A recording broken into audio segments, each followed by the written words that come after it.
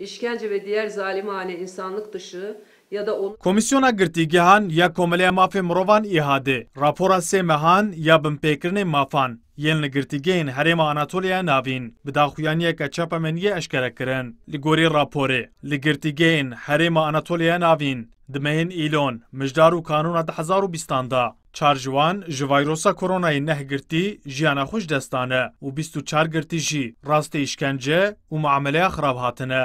Her wiha li gorî raporê girtiyekî ji ber bi telefonê bi Kurdî axiviye rastê cizayê disiplînê hatiye. Dîsa di raporê da tê destnîşan kirin ku rêveberiya girtîgehan ji bo nameyên bi Kurdî astengiyan derdixin. İç Anadolu Bölge Hapishanesi'nde ise 46'sı kadın olmak üzere Li girtîgehên Herêma Anatolyaya navîn ji 46 jin herîkim 284 girtiyên nexweş hene. Ji wan rewşa nehvê 8 giran e. Divê dewlet bi awayekî lezgîn midaxaleyê girtiyên nexweş bike û van derman bike. Her wiha şert û mercên girtîgehan gelekî xirab in. Divê girtîgeh li gorî şertên insانî bin. Şikence û muameleya xirab gihiştiya astekî metirsîdar e.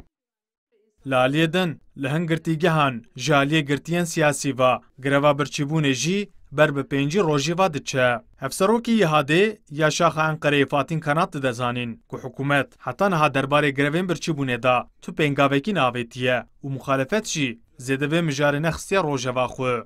Türkiye Cumhuriyeti Devleti'nin özellikle İmralı özelinde uyguladığı hukuksuzluğun girtiyên siyasî ku ketine greva berçîbûnê Xwedî di daxwazên serekinim. Ya yekem bila tecrîda li ser İmralı û Öcalan bên rakirin, ya duyem jî ji bo ku binpêkirînên li girtîgehan û muameleyên xirab bên rakirin. Heta niha ji hikûmetê tu daxuyaniyek nehatiye. Rewş ber bi xeterî we diçe. Bi armanca ku tecrîda İmraliyê ya li ser rêberê PKK Abdullah Öcalan rabe li hin